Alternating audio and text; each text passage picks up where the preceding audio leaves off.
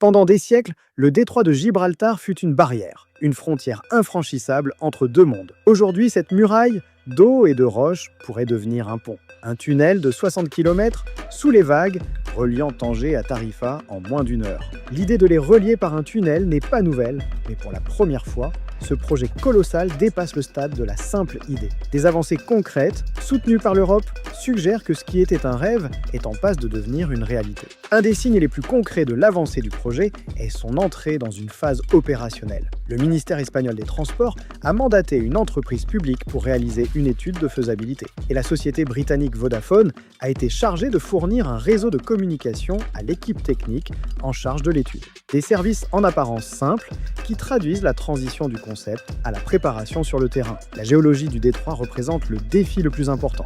Une entreprise allemande spécialisée dans le forage de tunnels a été mobilisée pour étudier les zones les plus complexes. L'opération est loin d'être un simple forage. Un expert géologue a décrit cela comme l'équivalent de creuser une montagne sous la mer. La roche et les pressions hydrauliques rendraient la construction plus exigeante que pour le tunnel sous la Manche, qui sert de référence. Avec une longueur prévue de 60 km, dont 28 sous la mer, le tunnel du détroit serait le plus long tunnel sous-marin au monde. Sa taille, mais aussi sa position, lui donne une envergure unique.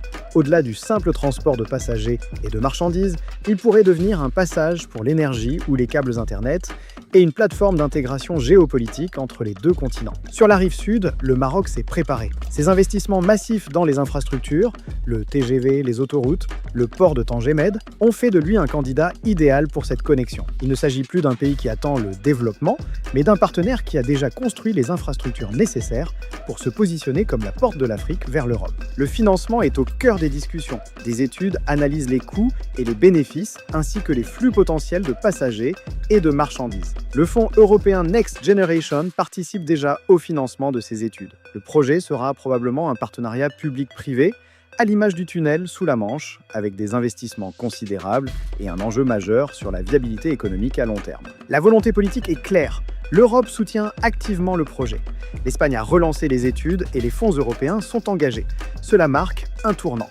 Le projet est désormais considéré comme un élément de l'infrastructure européenne, une ligne stratégique qui relierait le sud du continent à l'Afrique pour le commerce et la mobilité. Ce tunnel est plus qu'un simple projet d'ingénierie.